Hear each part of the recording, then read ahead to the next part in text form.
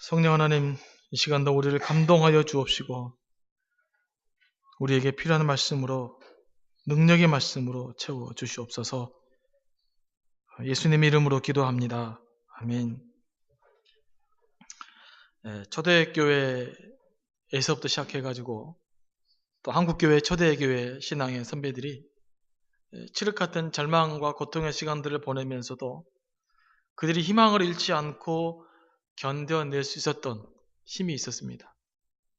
그것이 바로 다시 오실 주님에 대한 기다림 때문이었습니다. 이제 다음 주부터는 대강절이 시작되어지는데, 이 대강절은 주님의 기다림을 사모하는 절기라고 할 수 있습니다. 주님을 향한 그 애타는 기다림이 초대교인들에 있어서 그들을 예수를 믿게 할 수 있는 신앙의 힘이었고, 하나님 앞에 그들의 신앙을 지킬 수 있는 힘이었습니다. 우리 신앙의 선배들은 그들의 모든 환난과 시험을 통과할 때마다 하나님에 대한 기다림, 그 기다림으로 영적인 공급을 받고 그 힘을 의지하며 살아왔습니다. 그래서 이 기다림이라고 하는 것, 재림에 대한 소망이라고 하는 것은 초대교회 선배들의 영성이었고 그들의 희망이었습니다. 사실 저는 이 기다림에 대해서 묵상하면 할수록 이 기다린다는 것은 큰 우리의 영적인 깊이와 관련이 있다는 생각을 합니다. 왜냐하면 기다림은 결국 우리에게 뭘 요구하냐면 인내라는 것을 요구합니다. 기다림의 깊이는 곧 인내의 깊이입니다.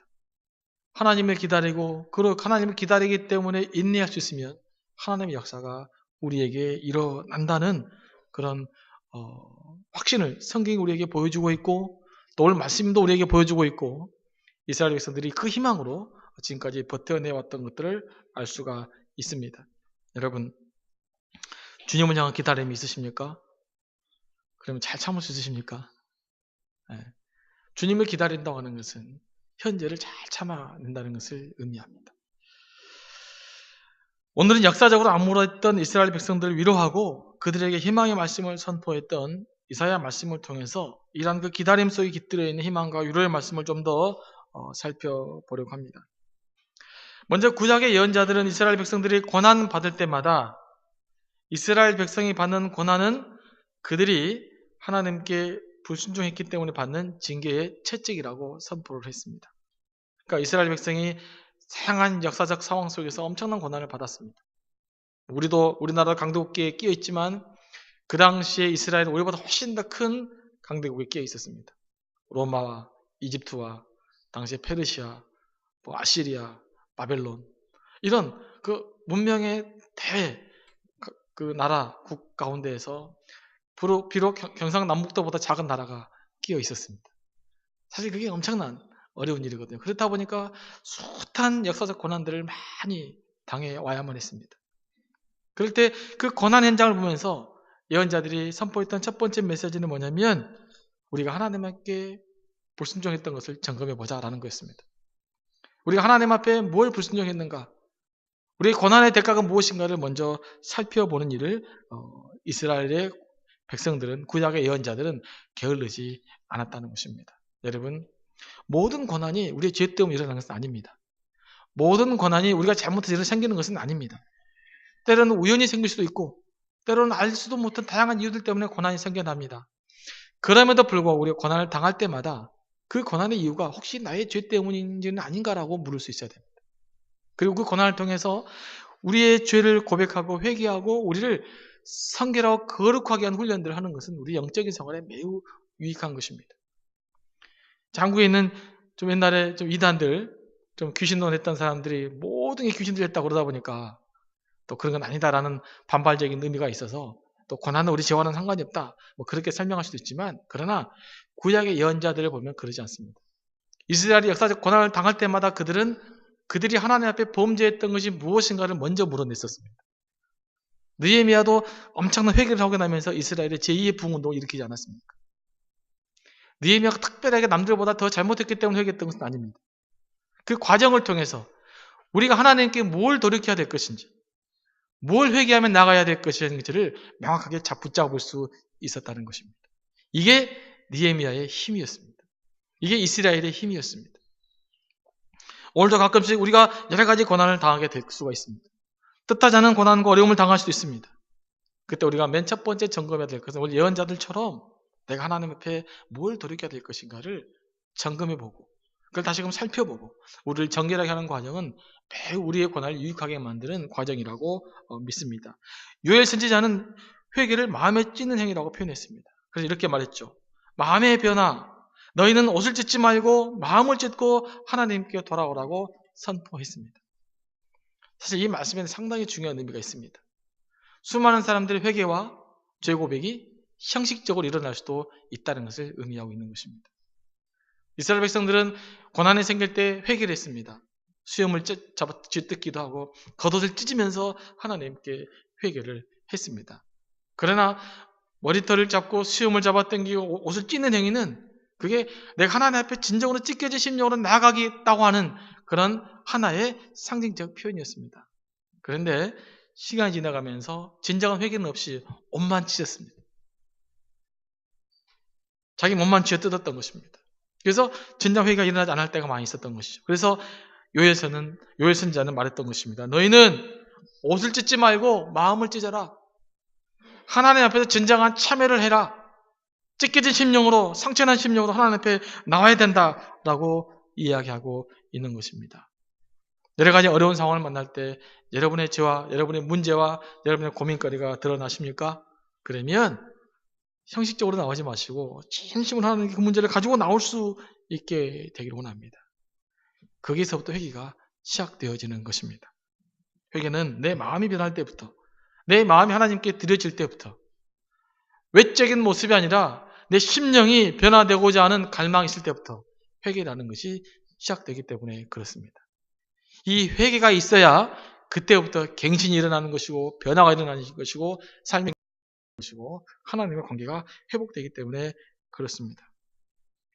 이 예수 그리스도를 기다리는 이 대림절 기간에 우리는 우리의 마음을 하나님께 다시 드리는, 우리의 마음을 찢는, 그리고 우리가 회개 역사가 새롭게 일어나는, 그리고 정말 크리스마스 평화가 우리 가운데 넘쳐날 수 있는 그런 기적 같은 은혜의 역사가 우리에게 일어날 수 있게 되기를 원합니다. 근데 구약을 가만히 살펴보면요, 하나님께서 이스라엘 백성들에게 회개할 기회를 무수하게 줬습니다. 그런데 이스라엘 백성들이 나중에는 온전히 회개를 못하게 되어집니다. 오늘 이사야 말씀은 뭐냐면 이스라엘 백성들이 회개할 능력이 없었음을 보여주고 있어요. 차례 11장 이렇게 보면 하나님은 때때로 이스라엘 백성들이 죄를 지을 때마다 범죄할 때마다 채찍질했고 회개할 수 있는 기회를 줬는데 이스라엘 백성이 온전히 회개할 수 없었습니다. 그래서 하나님께서 계획하는 것이 메시아를 이 땅 가운데 보내기로 하신 거예요. 여러분, 회개라는 것도 내 의지대로 되는 것이 아닙니다. 내가 하려고 해서 되는 것도 아닌 것 같아요. 아무리 회개하려고 해도 죄가 생각나야지 회개를 하죠. 아무리 회개하려고 해도 내가 아무것도 잘못이 없는데 무슨 회개가 되겠습니까? 깨달음이 없는데 어떻게 회개가 일어날 수 있겠어요? 그래서 인간은 회개할 수 없다는 것을 예언서에서 보여주시고 그 회개할 수 있는 매개체를 보내주셨는데 바로 그게 성령 하나님이시고 예수 그리스도이신 것입니다. 예수를 만남으로 온전한 회개가 일어나게 되어지는 것이죠. 그래서 이사야 11장 오늘 11장 말씀을 보면은 하나님께서 다윗의 종을 통해서 이스라엘 백성을 회복시킬 메시아를 보내주겠다. 회개가 일어나야 진정한 회복이 일어나는데 그 회복시켜줄 메시아를 보내주겠다고 말씀하고 있습니다. 그리고 오늘 12장 말씀은 뭐냐면요, 앞으로 회복될 이스라엘 향해서 오늘 시편 기자가 하나님께 미리 감사하고 있는 감사의 찬양이라고 할 수 있어요.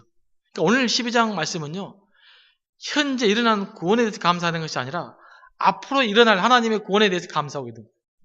성경은 이런 내용이 많이 있습니다. 진정한 감사는 지금 하나님께서 이루신 축복에 대해서 감사도 중요하지만 앞으로 하나님께서 베푸실 은혜에 대해서 미리 감사하는 것을 성경은 우리에게 가르치고 있어요. 여러분, 어떤 비전이 있으십니까? 꿈이 있으십니까? 계획 있으십니까? 자녀에 대한 비전이 있으십니까? 미리 감사하십시오.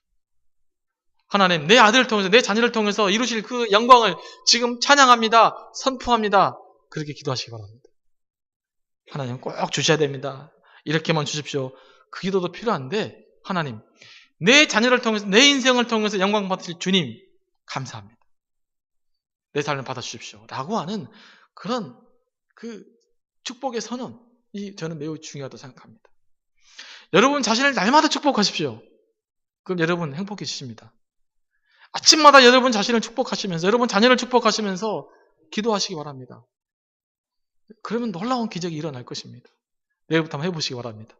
사랑하는 김아무개야. 네. 내가 너를 하나님 이름으로 축복한다. 날마다 선포하십시오. 정말 기적이 일어날 것입니다. 그렇게 사람은 변화되게 되어져 있어요. 어려우신 일이 많이 있으십니까? 네. 기적을 선포하시기 바랍니다. 기적은 선포할 때 일어나는 것입니다. 미리 선포하는 것입니다. 기적을 날마다 선포하는 여러분들이 저는 될 수 있기를 원합니다. 그래서 날마다 행복하고 날마다 기적 같은 은혜의 역사가 우리 삶 가운데 넘쳐날 수 있게 되길 원합니다. 근데 오늘 말씀에 좀 특이한 말씀이 있습니다. 1절 말씀 보면 그날에 내가 말하기를 여호와의 주께서 전에는 내게 노하셨사오나 이렇게 이야기하고 있어요. 오늘 시편 기자는 하나님을 찬양해야 될 이유를 설명하고 있는데 자기 자신에게 진노했던 하나님에 대해서 찬양하고 있습니다. 신기하죠? 내게 축복하신 하나님이 아니라 내게 매를 손댔던 나를 징계했던 그 하나님을 찬양하고 있습니다. 이 홀만 주석에 보면은 원어를 의미를 살피면서 이렇게 번역하고 있습니다. 영어로 번역했는데 한글로 설명해 보면 내가 주님께 감사드립니다. 왜냐하면 하나님께서 나에게 진노하셨기 때문입니다. 이렇게 번역하고 있습니다. 여러분 하나님을 감사할 이유가 하나님이 나에게 징계했기 때문에 하나님을 감사한다. 말이 됩니까? 근데 성경 말이 됩니다. 그 경험적으로도 말이 될 수 있습니다. 이 사실을 받아들이면 우리가 놀랍도록 영적으로 큰 안목을 갖게 될 것입니다. 왜냐하면 하나님의 진노는 이스라엘 백성을 죄에서 돌이키기 위한 하나님의 사랑의 배려였기 때문에 그렇습니다. 로마서의 말씀 보면은 하나님이 정말 관심 없는 사람들은 그가 죄를 짓든 죄를 짓지 않든 그들에게 무관심합니다. 이게 하나님의 가장 큰 진노입니다. 여러분 하나님의 채찍을 맞았다고 한다는 것은 여러분이 죄를 지었을 때 뭔가 여러분 인생이 안 풀렸다고 하는 것은 축복이라는 말입니다. 작은 매를 맞음으로써 큰 매를 맞지 않기 위한 그와 같은 것입니다. 여러분 독감 걸릴 때 주사 맞잖아요. 그럼 주사 맞으면 좀 어지럽고 좀 그러잖아요. 그날 왜 맞는 거예요? 왜 약간의 고통을 당하는 거예요? 진짜 독감 만들려고 맞는 거예요. 하나님의 매는 이와 같은 것입니다. 하나님 우리 진노는 이와 같은 거예요. 미리 약간의 충격을 줌으로 미리 아프게 함으로써 진짜 당할 재난을 받지 않게 하기 위한 하나님의 특별 배려. 이 사실을 이사야 선지자는 알았기 때문에 하나님 나를 진노하셨습니다. 그래서 나는 주님을 찬양합니다라고 이야기할 수 있었던 것입니다. 제가 일전에 한번 언급한 적이 있는데 제가 어렸을 때 제 아버지는 매우 무서운 사람이었습니다. 엄하신 분이 아니라 무서운 분이셨습니다. 왜냐하면 손에 있는 모든 게 매였기 때문에 주변에 있는 모든 무기가 매였기 때문에 무서웠죠. 요즘처럼 엄하게 회초리 때리시는 분이 아니었기 때문에 무서웠습니다. 회초리 정도는 그냥 맞고 버틸 수 있지만 그 정도는 약과였기 때문에 무서웠습니다. 특별히 저희 아버님 가장 싫어했던 것이 거짓말하는 거였어요. 거짓말하고 집에 있는 흘러다니는 돈 부모님 허락 없이 쓰는 거. 거기에 대해서 매우 진노하셨습니다. 근데 저희 아버지가 가끔씩 이렇게 돈을 일부러 우리 보는데 딱 풀어놓습니다. 근데 본인이 다 돈 세서 얼마가 풀어졌나 압니다. 저희 누님이 아버지 모를 줄 알고 몇 개 갖다 썼다가 엄청 혼났습니다. 얼마 있었는데 얼마가 부족했다. 누가 썼느냐. 다 안 썼다고 그랬는데 또 약한 사람이 자백을 해서 너무너무 혼났던 기억이 납니다. 그러면서 이 돈은 내 거 아닌 건 손대면 안 되겠다라는 것이 아마 그 어렸을 때 굉장히 머릿속에 박혔던 것 같아요. 그래서 주변에 아무리 남은 건 있어도 남은 거에 별로 관심이 없어지게 된 것 같아요. 왜냐하면 그거 잘못 손댔다고 훨씬 더 힘들었기 때문에. 거짓말 들키면 그날은 참 집에를 못 들어가는 날이었습니다. 그게 너무 엄했고 싫었어요. 저는 사춘기 때 참 그런 부모님이 싫었습니다. 너무 무식하다 저런 생각을 사실 했었어요. 아니 뭐 말 한마디 할 수 있지 그거 갖고 왜 저렇게 분노를 하실까. 근데 나중에 채를 들면서 제 형제들끼리 이야기했습니다. 그래서 아버지가 그 두 가지만큼 우리에게 너무너무 엄하셨기 때문에 우리가 그만큼 이만큼이라도 잘할 수 있었다는 고백을 하게 되어집니다. 사춘기 때는 반항의심이 작용했지만 철군 들고 나니까 그게 그래도 감사할 일이었어요. 여러분, 하나님의 진노도 마찬가지로 생각합니다. 우리가 신앙이 약할 때, 신앙의 연륜이 작을 때는 그 원망스럽습니다. 그러나 영적으로 성숙하고 영적으로 철들고 나면 그게 감사할 일이었다. 만약 그때 하나님께서 나를 매를 들지 않았다면, 만약 그때 하나님께서 나를 내버려뒀다면 내 인생이 어떻게 됐을까? 그러면 끔찍하다는 생각 해본 적 있지 않습니까? 그때 내게 하나님께 손 대주셨기 때문에, 그때 내게 재앙을 주셨기 때문에, 그때 나를 무너지게 만들었기 때문에 지금 내가 여기 설 수 있었다고 하는 그런 신앙 고백이 있지 않습니까? 이게 바로 오늘 이사야가 고백했던 고백인 것입니다. 하나님 감사합니다. 주님께서 내게 진노하셨기 때문에 감사합니다. 그런데 오늘 이사야는 여기서 끝나지 않아요. 궁극적인 감사는 하나님의 매를 때렸기 때문에 감사했던 것이 아니라 1절 후반절 말씀 보시겠습니다. 주의 진노가 이제는 돌아섰고, 그죠? 주께서 나를 안위하시나오니 내가 주께 감사하겠나이다 할 것이라. 감사를 두 번 하는 거예요.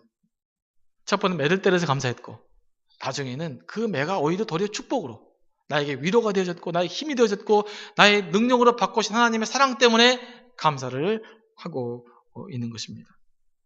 시편 오늘 그 이사야는 하나님으로부터 진정한 위로를 받았던 것입니다. 처음에는 매를 맞았지만 두 번째는 하나님의 진정한 위로를 받았기 때문에 감사한다라고 이야기하고 있습니다. 그런데 이 감사는 무슨 감사라고요? 미래형 감사입니다. 지금 맞았기 때문이 아니고 지금 맞고 있지만 앞으로 매 맞고 있음에도 불구하고 감사할 일이고, 언젠간 하나님 우리를 온전히 품어주시고 위로해 주실 것이기 때문에 감사했던 것입니다. 이런 감사가 진정으로 우리의 감사가 될 수 있게 되기를 원합니다. 여기서 이제 하나님께서 우리를 위로하신다는 말은요, 좀 더 깊은 의미가 있습니다. 단순한 위로가 아니라 이 언어적 의미는 뭐냐면요, 하나님께서 이스라엘 백성의 사한 마음을 단순히 위로한 차원을 넘어서 이스라엘 백성들 그들의 죄와 억압의 세력으로부터 총체적으로 벗어나게 해주겠다는 약속이에요. 그러니까 작은 매를 통해서 회개하게 만들고 회개하면 이스라엘이 당하는 모든 억압으로부터 건져내 주시겠다라고 하는 약속. 이게 하나님 우리를 위로하신 약속이에요. 지금 우리에게 해결할 문제가 너무나 많지만, 때로는 이것들에 억압돼서 눌려있지만, 그러나 하나님이 언젠가는 이 모든 문제를 우리를 해결해 주실 거다라고 하는 그 믿음, 그 믿음으로 하나님을 감사할 수 있었던 것입니다. 조금 더 우리에게 적용해 보면 하나님 우리를 전인격적으로 회복시켜 주시는 분, 그 하나님께 오늘 이사야는 감사할 수 있었던 것입니다. 여러분, 이런 감사 여러분에게 있어질 수 있게 되길 원합니다. 이렇게 감사하는 자의 고백이 이제 2절과 3절 말씀이에요. 보라, 하나님은 나의 구원이시라. 내가 신뢰하고 두려움이 없으리니 주 여호와는 나의 힘이시며 나의 노래시며 나의 구원이심이라. 그러므로 너희가 기쁨으로 구원의 우물들에서 물을 기르리로다. 이렇게 이야기하고 있습니다. 하나님의 위로를 받은 자, 하나님의 구원받은 자의 특징은 뭔지 아십니까? 첫 번째, 하나님을 찬양하는 것입니다. 여러분, 꼭 찬양한다는 것이 노래를 불러야 찬양은 아니에요. 노래가 있으면 찬양이 더 좋습니다. 그건 하나님을 경배해야 되는 거예요. 그건 하나님의 경배는 뭐냐? 여호와는 나의 구원이시라고 하는 사실입니다. 여러분, 하나님 여러분의 구원자심을 믿으십니까? 하나님 우리의 구원자시다라고 하는 것이 감사의 고백이에요. 우리가 예수 그리스도를 만나게 되어지고 영적인 경험을 하게 되어지면, 성령이 역사하게 되어지면 우리 입에서 맨 처음 터져나오는 고백이 주는 나의 하나님이십니다. 주는 나의 구원자이십니다. 하나님이 나의 구원자시고 내가 구원받았다고 하는 그 사실에 대한 감동이 있게 되어지는 것입니다. 이 사실이 있어야 됩니다. 이게 구원받은 자입니다. 이게 신앙입니다. 여러분, 하나님으로부터 구원받았다고 하는 감격이 있으십니까? 구원의 확신이 있으십니까? 이게 있어야 신앙이 되니까요. 이 감동이 있어야 된다니까요. 그래야 우리가 살아날 수 있어요. 그래야 기도가 되고 예배가 되고 우리가 하나님께 헌신다고 칠 수가 있는 것입니다. 왜냐하면 예수께서 살아 있으시면 주는 나의 구원자십니다라는 고백을 할 수밖에 없는 것입니다. 정말 여러분의 구원자십니까? 네. 그러면 우리에게 뭐가 없어져야 되죠? 염려가 없어져야 됩니다. 하나님은 구원자로 선포했으면서 왜 그렇게 염려가 많으십니까? 구원자라는 말은요, 우리 문제의 해결자라는 뜻입니다. 지난번에 말씀 한번 언급드린 적이 기억나는데, 한국에 있었던 대천덕 신부, 예수를 만들었던 대천덕 신부가 한국 사람들이 구원의 개념에 대해서 매우 오해하고 있다. 구원받았다고 하는 것은 우리가 천국 간다는 것만을 이야기하는 것이 너무 한국 사람들에게 집중되어 있다는 것이죠. 물론 우리가 구원받았다는 것은 하나님 심판 앞에서 구원받는 의미합니다. 그러나 그것만 있는 것이 아니에요. 성경 전체를 봤을 때 구원이라는 말은요, 오히려 문제 해결과 같은 거예요. 성경에서는 병자가 치유받았을 때 힐링이라는 단어를 안 쓰고 셀베이션을 썼습니다. 너는 구원받았다고 그랬어요. 이스라엘 백성이 억압 중에서 해방됐을 때 구약은 뭐라고 표현하고 있냐면 너희가 구원받았다라고 표현하고 있습니다. 병자가 치유되는 것, 억압 속에서 해결되어 나온 것, 내가 해결할 수 없는 그런 고난 속에서 해결함 받을 때 성경은 그들에게 구원받았다라는 용어를 썼다는 말입니다. 그러면 구원은 뭐예요? 하나님 앞에서 우리가 해결해야 될 문제가 해결되는 것이 구원이에요. 구원 받으셨습니까? 하나님의 자녀이십니까? 믿으십니까? 그럼 여러분의 문제가 해결될 것이라고 믿으십니까? 여기까지가 구원입니다. 아시겠습니까? 하나님 우리 구원자셔요. 여러분이 지금 갈등하고 있는 문제를 해결해 주실 분이 하나님이시라는 말이십니다. 그걸 믿는 게 구원이에요. 우리의 구원은 여기까지 와야 되는 거예요. 그게 진정한 구원입니다. 그러니까 우리가 예수 믿고 지금 예배 다니는 것이죠. 그렇지 않으면 죽기 전에 임종 예배만 드리면 돼요. 그러면 천당 가겠죠. 그러려면. 그죠? 왜 지금 우리가 지금 예배하고 기도하고 하나님을 찬송하는가? 하나님은 나의 구원자시고 나의 문제 해결자시고 내가 감당할 수 없는 것을 감당하게 만들어주신 분이 하나님이시기 때문에 우리가 지금 예배하는 것입니다. 이런 놀라운 예배 회복이 우리 가운데 있어지기를 원합니다. 이게 바로 오늘 이사야가 불렀던 노래예요. 그 다음 이사야가 뭘 이야기하고 있습니까? 구원이시라 그러면서 내가 신뢰하고 두려움이 없으리니 이렇게 이야기하고 있어요. 하나님을 믿고 하나님을 신뢰하면 하나님 우리의 구원자라는 확신이 오시면 여러분 안에 뭐가 없어지신다고요? 두려움이 없어지는 것입니다. 여러분 우리 그리스도인 영적인 신앙생활에 있어서 가장 해로운 것이 뭐냐? 두려움입니다. 두려움이 생겨버리면 기도가 안 되고 믿음이 없어져 버리고 하나님 관계가 끊어져 버립니다. 그죠? 두려움이 밀려오면 관계가 다 엉클어져 버려요. 왜 기도하냐면 기도하면 질서가 생기는 것이죠. 마음에 질서가 생긴다는 건 더욱 두려움을 이겨냈다는 것이죠. 인간들은 의식주에 대한 걱정에서부터 자기가 버림받을지도 모른다는 그런 두려움, 그 다음에 죽음에 대한 두려움을 안고 살아가고 있습니다. 심리학자들은 두려움이 강하게 되어지면 사람이 어떻게 되어집니까? 방어적이 되어져요. 방어적인 사람들은 부정적이죠. 공격적이고 폭력적이 되어집니다. 그러니까 우리가 두려움에 사로잡히면 내가 공격적이 되는 거예요. 아무리 순진한 사람도 아무리 착한 사람도 두려움에 사로잡혀버리면 공격성과 폭력성에서 벗어날 수가 없어요. 자살하는 것도 공격성의 결과예요. 남에게 폭력을 저지르지 못하니까 나한테 폭력을 저지르는 게 자살 아니겠어요? 그러니까 우울증적 증세가 결국 자기 폭력이에요. 그래서 결국 쓰러지고 넘어지는 거 아니겠습니까? 물론 치유받아야 되지만 극단적으로 하면 그렇게 되어지는 거예요. 그렇게 이 기독교인들의 만병의 근원이 뭐냐? 저는 두려움이라고 믿습니다. 이 두려움을 해결하지 못하면 안 되는 거예요. 인간관계의 두려움, 자녀들에 대한 두려움, 미래에 대한 두려움, 온갖 두려움에 사로잡혀 있는 것이죠. 이 두려움을 어떻게 해결할 수 있는가? 여호와는 나의 구원주시라. 하나님은 나의 구원이시라고 하는 명확한 신앙 고백이 있을 때 우리는 이 두려움을 벗어낼 수가 있는 거예요. 성경은 이야기하고 있습니다. 인간이 갖고 있는 가장 궁극적인 두려움이 뭡니까? 사망에 대한 두려움이에요. 한마디로 말하면 결국은 다양한 두려움이 있는 거죠. 비즈니스가 망했어요. 왜 두렵습니까? 잘 못 살 것 같으니까 두렵죠. 왜 잘 못 살 것 같아요? 빨리 죽을 것 같으니까 두려운 거예요. 그잖아요, 결국은. 예를 들면, 하나의 예를 드는 것이죠. 자녀들과의 관계가 틀어졌어요. 왜 두려워요? 문제가 생기니까. 그리고 내가 잘 못 살 것 같으니까 두려운 거예요. 이 두려움이 생겨나면 결국은 관계를 깨뜨리게 되어지고 하나님의 관계도 깨뜨리게 되어지고 영적인 모든 관계를 깨뜨려버리는 것이 바로 두려움입니다. 그 이유는 죄로 인한 사망에 대한 두려움이죠. 그렇기 때문에 인간의 힘으로는 이 근본적인 두려움을 해결할 수 없는 것이에요. 죄인이기 때문에. 우리의 근본적인 두려움을 누가 극복할 수 있는가? 예수 그리스도가 극복해 주시는 거예요. 성령 하나님의 능력 극복되어지는 것입니다. 그래서 믿음으로 극복하는 거예요. 예수 그리스도 없이는 우리의 두려움을 누구도 극복하게 만들 수 없는 것입니다. 이 성탄절에 주님의 평강을 누리면서 여러분이 갖고 있는 크고 작은 두려움들을 이겨낼 수 있게 되기 원합니다.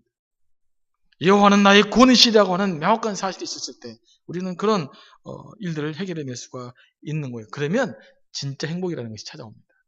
여러분, 두려움이 없는 한 여러분에게는 절대 행복이 없습니다. 여호와가 나의 하나님이시라는 확신을 가지고 두려움 극복해냈을 때만이 우리는 비로소 행복해낼 수 있는 거죠. 그러면 그런 구원받은 자의 삶의 태도를 저는 3절에서 묵상해 봤습니다. 그러므로 너희가 기쁨으로 구원의 우물들에서 물을 기르리로다. 참 멋있잖아요, 표현이. 너희가 기쁨으로 구원의 우물들에서 물을 기르리로다. 무슨 뜻이에요? 구원의 물에서 물을 기르라는 말은 내 삶이 구원을 누리며 즐거워하라는 것이죠. 여러분, 구원의 기쁨이 있다면 이 말 어떻게 적용해 보시는지 아십니까? 구원받은 자십니까? 구원의 기쁨이 있으십니까?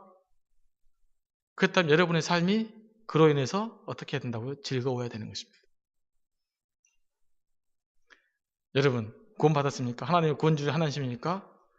그러면 여러분의 일터가 뭐 해야 됩니까? 즐거워야 돼요. 구원의 확신 있으십니까? 그럼 여러분의 가정이 즐거워야 돼요. 그 말하고 있는 거예요. 구원의 물이 끊임없이 삶 가운데 솟아나야 되는 것이잖아요. 오늘 교회의 문제는 뭐냐면 구원의 개념이 헷갈리게 돼가지고 교회 안에서만 구원이 있고 자기 삶 가운데 구원이 없어요. 교회 안에서는 기쁨이 있는데 삶 현장은 한숨거리가 되어지는 것이죠. 교회에서는 기쁨으로 예배를 드리는데 비즈니스 현장은 한숨이 넘쳐나는 곳이 되어버린다고 한다면 그건 올바른 구원의 삶의 태도가 아닌 거예요. 교회에서는 기쁨이 있는데 가정에서는 기쁨이 없다. 교회에서는 기쁨이 있는데 일터에서는 기쁨이 없다. 교회에서는 기쁨이 있는데 다른 사람 관계 속에는 기쁨이 없다. 이거는 온전한 기쁨이 아닌 것입니다. 오늘 수많은 교회가 저를 포함해서 이런 정신분열적 현상 속에서 헤매고 있는 거예요. 하나님은 나의 구원이시라고 하는 사실은 천국의 백성일 뿐만 아니라 내 삶이 문제 해결할 뿐만 아니라 내 삶을 기쁨으로 변화시켜주는 능력, 그게 하나님께 있는 것입니다. 그래서 우리 하나님을 기다리는 거예요. 이 성탄절에 이 예수를 만났으면 좋겠습니다. 이 예수를 만나서 이런 여러분의 삶이 정말로 기쁨의 현장으로 바뀔 수 있게 되길 원합니다. 공부하는 현장이든지 직장이든지 가정이든지 그 무엇을 하든지 간에 여러분의 삶이 구원받았다고 하는 그 사실 때문에 기쁨이 넘쳐나는 삶을 살 수 있을 때 그때 여러분이 능력 있는 그리스도인이 되는 거예요. 하나님 그런 여러분들 통해서 하나님의 위대한 일들을 감당해 내시는 것입니다. 우리 모두 하나님이 나의 구원자라고 하는 그 기쁨으로 하루하루 승리하는 여러분들 될 수 있게 되기를 간절히 원합니다. 기도하시겠습니다. 성령 하나님 감사합니다. 우리에게는 문제가 해결할 문제들이 너무나 많습니다. 인간적으로 볼 때 답답한 일도 너무나 많이 있습니다. 그러나 오늘 이사야는 미리 이루어질 것을 노래했고 감사했습니다. 하나님, 우리도 이런 믿음을 허락하여 주옵시길 간절히 바라옵고 내게 고난을 주신 하나님 감사하게 해 주시옵시고 나를 위로하신 하나님께 감사하시도록 인도해 주시옵시고 하나님 나의 구원자라고 하는 사실 때문에 내가 살아있는 매 순간순간마다 하나님의 감사와 기쁨과 감동이 넘쳐나시도록 역사하여 주시옵소서. 예수님의 이름으로 기도합니다. 아멘.